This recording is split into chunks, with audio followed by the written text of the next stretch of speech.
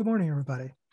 Walter Faion is an Oakville, Ontario runner whose passion for the sport is such a positive influence on the running community. Master's runner and coach, he joins me today. Welcome to Runversations One-on-One.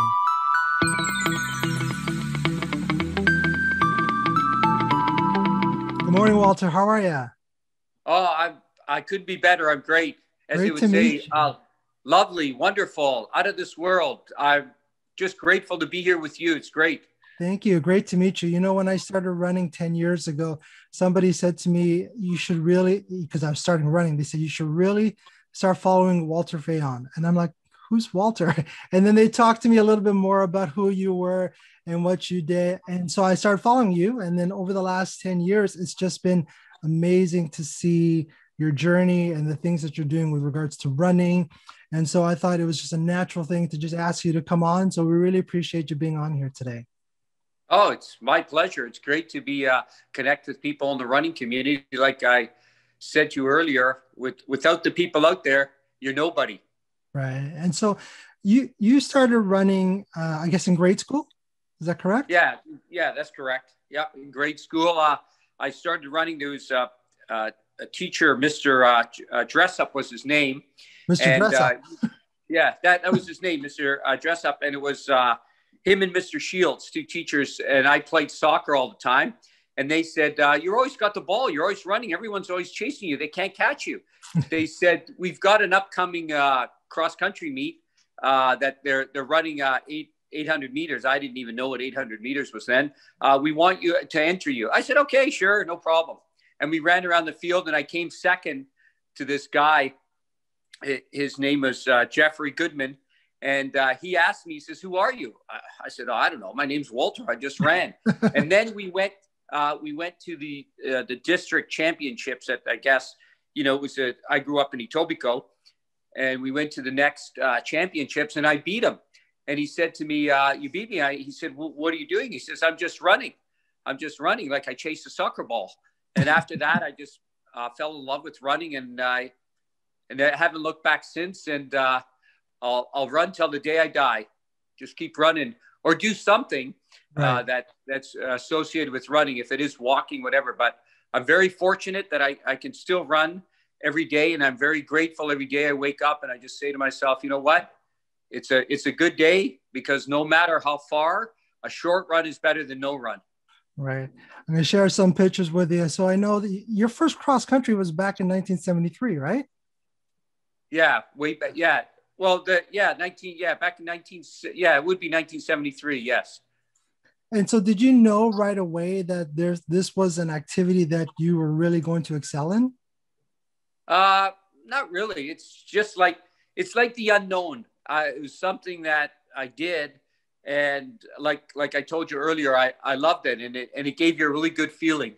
As Right. I would always say, running gives you that magical feeling that you really can't explain to someone who doesn't understand running, or someone who doesn't run. It's like, for example, if you go for a run and you feel really good, and you said to someone, wow, I just had a great run. And they'll say, oh, wow, how was it?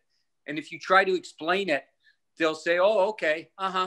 That's nice. You know what I mean? It's not like scoring the winning goal. If you score a winning goal on a championship game, they see it, they see how it happens. Running, you're out there, and every step you take, it becomes magical. Those endorphins, right? Just keep multiplying. That serotonin that we make, the body makes so natural by continuing to run. You make that happy drug, and running is a happy activity. And if you're not having fun, oh boy, I don't know. I don't know what to tell you, because every step of the way, no matter how far, if I run for an hour, 2 hours, 3 hours, I have fun the whole way. I enjoy every moment of it. So back in 94, you said to yourself, you know what? I love this so much that you're going to start running every single day. And you committed to that, right?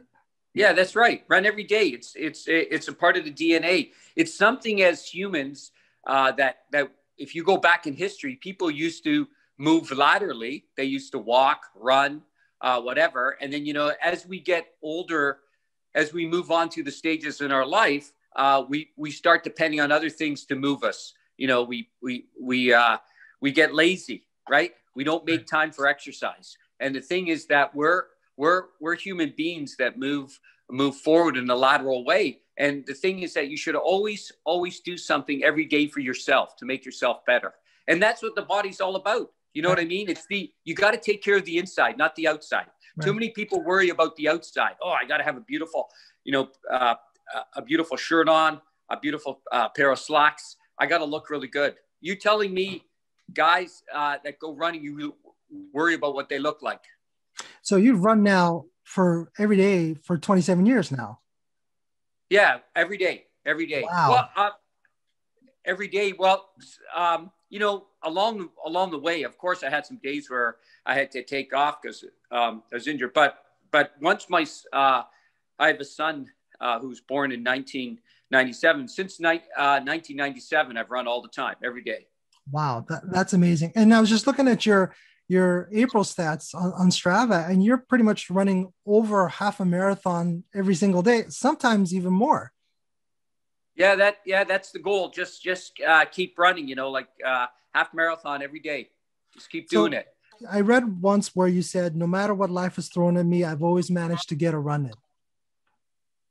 Yeah, that's true. Yeah, I always make time to get a run in because it's an important part of the day where you get to do something for yourself. And like I said, it's magical. And we can make excuses in life. Right. Anybody can make them. And the thing is that we can bring in doubts and fears into our equation. But at the end of the day, if you're committed to something and you want to go there, you just do it. You don't make any excuses. Has it ever been mentally challenging for you to get in a run every day? I mean, it sounds like the passion has kind of overcome that potential mental wall, but has it ever been mentally challenging for you? Well, some days when I've had, a few different things, but I always try to plan my day and say, okay, I've got to do this, I've got to do that. And then I always able to fit a run in. There's never no time to say you're not going to go for a run today, Walter. And so then what does recovery look like for somebody that runs every day? Oh, well, like some days I just take it easy. I just go out and run the way I feel. Like some days I don't push the envelope, and some days I feel a little bit better. I really listen to my body. Someone said to me just a little while ago, a friend of mine, he said, wow, he says, you're still running quite a bit. And I laughed and he said, that's pretty amazing. And I said, yeah, but you know why? I can. Right. And that's the thing. So I can do it. So I do it. If I couldn't do it, I wouldn't do it. I'm not doing it, like I've never been to a workout or a run where they give out medals. You know what I mean? And the thing is that I just run, have fun every day and enjoy it. I see many different people on the routes that I run. They say hi to me. I say hi to them, different landmarks that I go by. And I love running loops, because the loop is the true mental,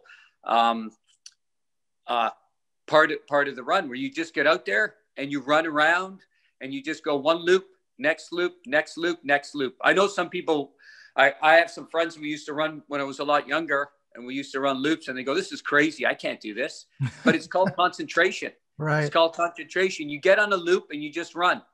You don't worry about how fast you're going. Okay, I'll be honest. I look at my watch once in a while to see where I'm at. Oh, only a few more loops and then I can go home. Perfect. Done. The pandemic has really, kind of created a bump of motivation with a lot of runners. It's been hard for people. I guess a lot of people, when they look forward to races, and with the races, being canceled, then some people just feel the motivation is gone. But it seems like you've been able to really continue that even throughout the pandemic. Well, there's two sides to that. Racing's going to come back. There's no doubt about it. Right. In Ontario, it eventually will come back. I think maybe I'm not, don't quote me on this. Maybe by July, August, most people will have the vaccine. And once they have the vaccine, it'll come back. So to accomplish your goal, you've got to create a great base. And I ask you this question. Can I ask you a question? Of course. Sure. Yeah. So what's the most important thing in running if you want to compete? I guess, training for, that competition to make sure that you are at full peak performance before that actual race. Well, the most important thing about running is being consistent. And when you're consistent over a period of time, what happens? Mentally, you become so strong. And when you become strong mentally, you believe. Running, the big part about running that a lot of people don't go to is the mental part. When you take away the fears and the doubts, what happens? Well, then you actually do amazing. That's correct. And the thing is that, so you go for a run. Let's say I'm setting up for a run. I say, okay, I'll run for 2 hours today, or I'll run for an hour and 50 minutes. See how far I'm going to run. And after half an hour, oh, I only got to run another hour and a half. Perfect. I feel good. Oh, I'll run a little harder this half hour. Oh, the next half hour, maybe a little bit harder. Oh, you know what? I'll take it easy. Next thing I know, it's done. And you look at your watch. Oh, 23K, not bad. Not a bad day. Right. Just keep moving along. Go home, refuel, rest up, right? Listen to your body and make sure you rest and you fuel up properly, and away you go. Now, coaching is something that's actually something that you do. And are you still coaching at the UFT Masters Club? Yes, but due to the pandemic, we can't do any live coaching. Yes. And same with the University of Toronto Triathlon group, the running section. I still reach out to them online. They post some stuff to do and talk online to different people. But as a coach, we're not supposed to promote people to go outside and run. Right. But people ask questions, and I don't decline their questions. What and the thing is that, sorry, I was just going to ask you, what is it about coaching that you love? Oh, greatest thing is seeing an athlete, asking someone what they want to do, and then saying to them, okay, is this what you really want to do? And then asking them how committed they are. And then they tell you, of course I want to do it. Then they say, okay, are you ready to prepare properly? Right. And then they say, yes, of course. And then the big question, will you listen? Right. And then they say, yes. Okay. So I said, so far you've passed all the check marks. Now here's the big one. The program, or what we're doing, is not about me. It's not about me. It's not about what Paul did or Jerry did or Susan did. It's about you. So what can you handle? What can you handle? How many days do you want to run? And when do you want to do this? And someone says, well, I want to qualify for the Boston Marathon for next year. And I have till September 6th, and it's August 1st. Well, I'm very honest with people. You're never going to do it. Right. The thing is that it goes back to that philosophy: prepare or prepare to fail.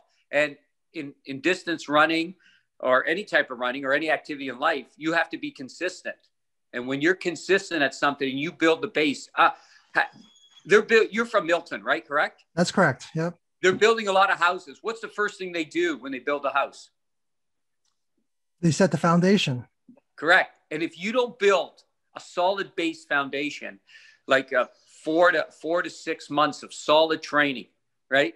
Where after you finish every run, you say, man, bring it on, baby. Bring it on. Bring on the next one. You know what I mean? Right. You feel good about yourself. You feel confident. There's no, oh God, tomorrow I've got to do a speed workout. Oh God, I got to do this. Oh no, if I don't do this, or you know what? I'm busy. I'm going to juggle this. No, you set the time and you build that foundation. And once you build that foundation, you can go to your favorite pond and you can walk on water. Right. I can imagine that when these runners, hear your advice, you have a lot of experience coming from that. And when you look at even your PBs, it's incredible seeing, like, your fastest marathon is 2:28. Your fastest half marathon is 1:09. So there's a lot of experience that you're teaching these individuals from the real things that you've done.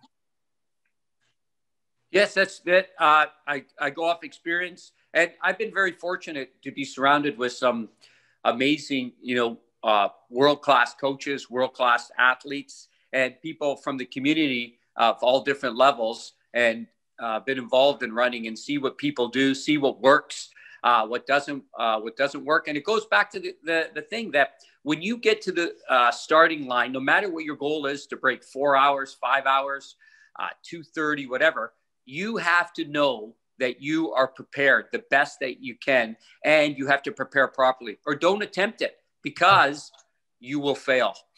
Mm-hmm. And I always hear a lot of people run and they go into a marathon, they say, well, I thought I could do this, but I did that. It's not that bad. And they leave with a feeling that, oh, I could have, shoulda, woulda, the greatest motos of our lifetime. Right. But if you prepare properly right. and you invest the time, it could be a one-time thing. You want to qualify for the Boston Marathon. You want to qualify to run all the majors, and you prepare properly and you do them in sections, but you've got to love what you're doing. Right. Now you touched on Boston. You've been to Boston, I think 4 times, if I'm correct. Yes, right. Correct. And the first time was when you were actually 19, back in 1979.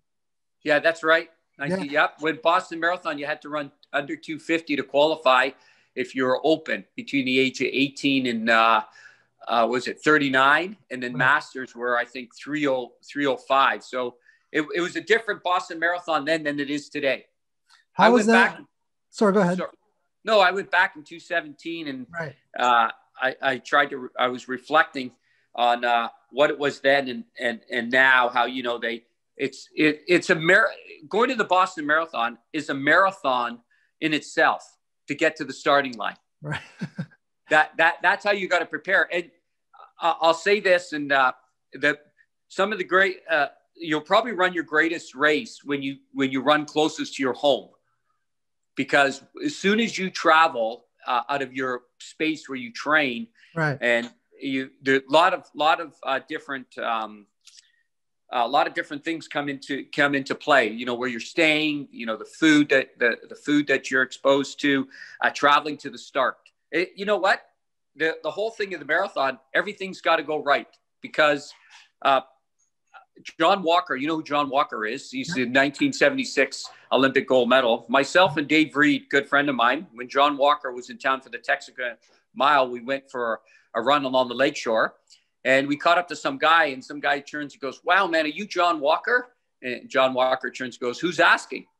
and the guy turns to John Walker and he says, "Hey, Walker," he says, "I don't understand why you never ran a marathon. What's wrong with you?"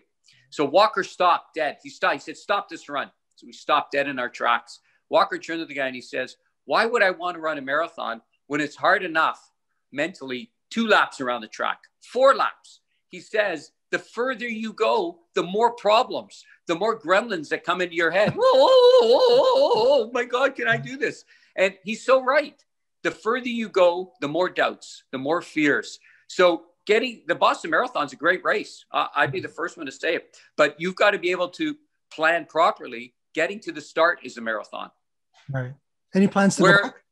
Where in 1976, a good friend of mine, the Daytona family, they were from the Boston area, and he drove me to the start. I got to the start. I walked up, and there was the police. I took my sweatpants off. I handed everything to him, and I walked up to the start. 30 minutes before the start, I just walked up. It was great. I went in 2017. Oh my God! It was like I was going through customs. I understand. With all the security, big all change. the people. I totally understand. Huge change. So you have to prepare for all that. Right. And is it, when people talk about the Boston Marathon, they talk about that course, the hill, but I've always heard rewarding things as you cross that finish line. Yeah, it's an amazing race. It starts off fast. You run downhill for a good portion. You're going up and down. But Boston Marathon's not about learning how to run uphill. It's learning how to run downhill. Right. Bill Rogers was so great at Boston for one reason, because he's a great downhill runner. You got to learn to let yourself go. Most people that run downhill, they put the emergency brake on. So, right? And then exactly, because they're worried about going too fast or even falling. Yeah, exactly. I remember starting this 217 when I ran, and we went flying out of the gate. Everybody was flying. And I said to myself, this is amazing. And then you get off to a good start. You're saying, wow, I just ran a 405 kilometer. If I keep this going, Walter, this will be great. And next thing you look, you climb the next kilometer and you're running 440. And you say, oh no, maybe I better get realistic here. Right. Any plans to go back? Maybe when a couple of years, but not right at the moment. Yeah. Yeah. And so when you're running those long distances, how do you maintain your focus? Each kilometer, like I told you, I just break it up. I say, I'm going to run today. Like, I haven't run yet today. I'm going to go out and run today. And I just break it up in time sessions, because the body doesn't know kilometers. The body doesn't know miles. The body knows time. And it's the same thing. You have to teach your body time. And the key thing is you got to spend time on your legs, right? And get your legs underneath you. And the thing is that the body doesn't know 21 kilometers. The body knows time. And you think to yourself, when you're training for a marathon, for example, or ultra marathon, you got to teach your body to be able to deplete that glycogen, right? And be able to make it back. And at the end of the day, your body knows time. So you get out there and you run 3.5 hours, right? 3.5 hours. You're teaching your body that. So when I get to 2.5 hours, I say, what's another half an hour? Okay. It's like a guy playing a game on a video game. What's another 10 minutes if I, do this? You just add it on. You just keep moving along. You don't worry about, you don't get the gremlins when you're out running. There's two things you got to remember. Before the run, you prepare. During the run, you prepare, and after the run. And number one, you just stay positive. No negativity. Only positive thoughts. I'm out here because I want to be here, not because someone told me to be, or not because I have to be. I want to be. That's the key. It's so important. The mental part of running is so important. Yeah, and as you said, staying positive is such a huge thing, which it really impacts your entire run from beginning to end. Oh, it's the only way to go. Get you. It's run. It's like the 3 B's. You bring it, right? You belong. At the end, you believe. And when you believe, bring that pond. I'll walk on water for you. Watch me. What have been the keys for you to be consistent all these years? Oh, just the magical feeling running brings. It's just it's just no feeling whatsoever. You finish your run and you're done. And sometimes you say, oh, I could have run more, but I'm not, because that's what I set out to do today. And I ask myself after each run, how did I do today? How did you do today, Walter? And I say, well, you know what? There was a few rough spots when I ran into the wind, but otherwise, you know what? It was really great. I had a really good time. No issues. Let's get ready. Let's enjoy the rest of the day and get ready for tomorrow. How often do you cross train, and what types of cross training do you do? Oh, I do core work 4 days a week, upper body, because, the upper body is really important, because, your arms, you're carrying your arms. If you got to do cross training, it's really important, the core work, because, you can't forget your upper part of your body, because your arms are a big part, and you have to hold them up. You're running a 3-hour marathon or 4-hour marathon. You got to hold them up. What happens to you? You'll get all jammed up. You'll be falling over. You'll be like that guy, You'll be falling over if you don't do any core work. And so for someone who runs so much, like, how do you approach your nutrition? Oh, I've been eating the same stuff for many years. I don't change. I don't try to step outside what I eat, what works for me. And I eat as I get older, you don't need as much food. And that's the key thing. It's like, I look at it this way. My body's a Ferrari. It's not a Hyundai. It's not a Ford. I feed it the fuel it needs to function. I don't go to the gas station and put diesel fuel in a Ferrari. Right. What's going to happen? What's going to happen to my Ferrari? Well, it's going to die.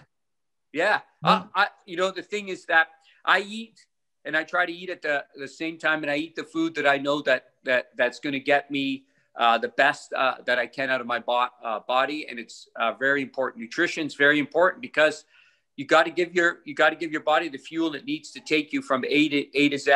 Mm-hmm. Have you had any major injuries? How have you been able to manage that?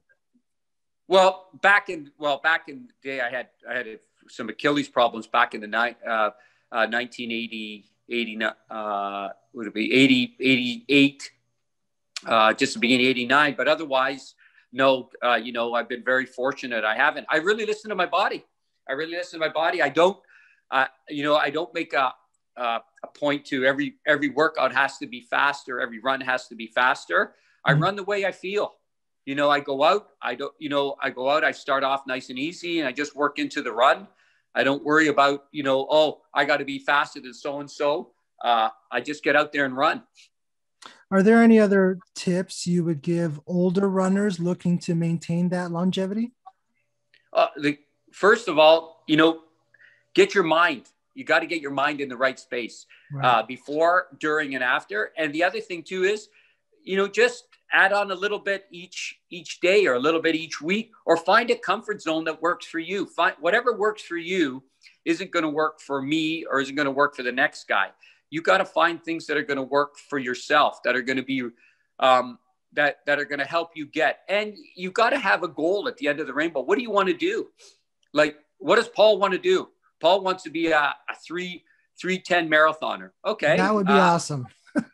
Well, why not? Why you Absolutely. tell me why Paul, tell me why you can't be. Oh, I totally believe I can do it. I totally believe I can do it at some point. Okay, and the thing is, you've just got to set out a plan, and you got to say, I'm going to achieve this maybe in 2 years or 3 years, but this is where I am today, and this is where I want to go. It's like Sir Hilliard when he climbed Mount Everest. Everyone told him he couldn't do it. That's right. And he put himself beyond all expectations, right? And he said, I want to be the best for me, not for Bob, not for Sally, not for his uncle, not for his mother or father. He wanted to be the best for him. The same thing with Paul. Paul says, hey, I want to run 3:10 one day. I'm going to do it. And this is how I'm going to go about it. Right. And you set a plan, you set a goal, and you run within yourself. You don't have to run out of a zone where you're going to say, well, I have to do these certain things because so-and-so is doing them. No. And then once you achieve it, everyone's going to ask you, oh my God, Paul, what were you doing? And you tell them the simple answer, just running, because it's magical. Well, I'll also be telling them, I talked to Walter and he inspired me to keep going. So, if you want to do that, that's not a problem. How long do you see yourself running, Walter? You asked me at the beginning, and I'll tell you till the day I die. Yeah. I run in the cemetery. There's a cemetery near. Sometimes I finish my runs there, and you walk around and you say there, and I always say, you know what, this is a place I want to finish one day. You know what I mean? Because it's so peaceful, so nice, and you look around and you say, this is. It's amazing. I just want to run as long as I can. And the key thing is preparation every day. Just keep running, keep having fun, and stay positive. When you're positive, your body gives off great vibes. That serotonin, ask people that are mentally suffering. The doctor's giving them serotonin, but It's not helping. But if they got out and they use the endorphins on the bottoms of their feet, the endorphins, every step they take, they send great messages to the brain, and the brain makes that serotonin, and the next thing, woohoo, hey, away I go. And you get better with each kilometer or each step. Just take it one step at a time. Don't worry about how long you're going. One step at a time. Move along, move along, move along. Have fun. You got to have fun. Well, it's interesting how you talked about, running in a cemetery. And, here in Milton, there's a famous guy here too, Mr. Ed Whitlock, who would just love running around the, cemetery close to where he lived. And, he reminds me a lot of you in the sense that he had a passion for running that just kept going and going. And he did it, for as long as he could. Yeah. I was very fortunate in my life to know Ed, and good friends with them, go on some runs with them and talk to him. And one of the last things I remember talking to him, and he said, just keep running. And I looked at him and I said, you're talking to the wrong guy. I will, and the thing about Ed Whitlock was he just ran. Yeah. And he ran sometimes for 4 hours, and sometimes he ran for 3 hours. Sometimes he ran for 2 hours. He didn't worry about how fast he went. And if you look back when Ed set some of his records, especially in the marathon, there was huge groups of people running with him. But in the end, what happened? There was only Ed. There's only Ed. Yeah, because everybody thought, if I follow Ed Whitlock, you'll get me a good time. No, don't follow Ed Whitlock. Yeah. Because you're not going to be able to keep up with them when it comes. Because it's not about who starts the fastest. It's who slows the least shall be the champion. Ask any Kenyan, any Ethiopian, any world-class runner. Yeah. They'll tell you one thing. It's not who starts the fastest. It's who slows the least will be the champion. And the further you go, the better chance you have, because you need to believe in yourself and you need to be prepared. And when you're prepared and you believe in yourself mentally and physically, who's going to stop you? Right. Exactly. You know, it's his last marathon in 2016 was my first marathon. And I remember exactly what you're saying. There were a ton of people around him, just almost using him as the pacer for their own marathons. But then I remember as I was, approaching, I think it was the 20th kilometer, he was on his way back and he was already by himself, so you're right. You can only run your own race, right? Yep. I remember sitting with them. It was where all the elites. Ed had his shoes downstairs in the underground park near the parking lot. There's at the city hall. There's a place, and sitting with him and his son, and he was changing his shoes. And I said, "How was that?" He goes, "Well," 22 kilometers. I didn't think I could make it, but then when I saw all the people and we did the turnaround and we were coming back, he said, "I got a really good feeling, and I knew I could do it." Yeah, yeah. And, we talked on it a little bit about, the running community before, but how important has that been for you as a runner? The running community for me has been such a positive influence, not just in Milton, but all over. And so I can imagine it's been, and you're a big part of that running community too. I hear so many positive things, from the community about you. Well, like I said, the running community is just, it's a phenomenal community. There's, the people are just great. And, people say hello to you. You say hello to people. People ask you questions. You answer the questions. It's just great to see people. I always call it's the human convoy of people running. You know what I mean? It's like Fred Lebow was probably the greatest orchestrator of bringing the running community in the world together, because he took a marathon in Central Park that was run around the park, and he brought it to the city streets of New York. Now, if you stop for a minute and you think New York, right? Probably one of the busiest city, 10 million people, right?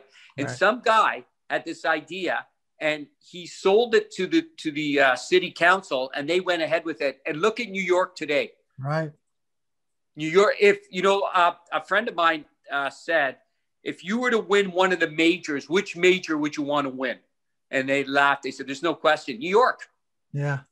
I'm not saying Boston's not big. I'm not saying London's not big. Chicago's not big. Tokyo, Berlin. Yes.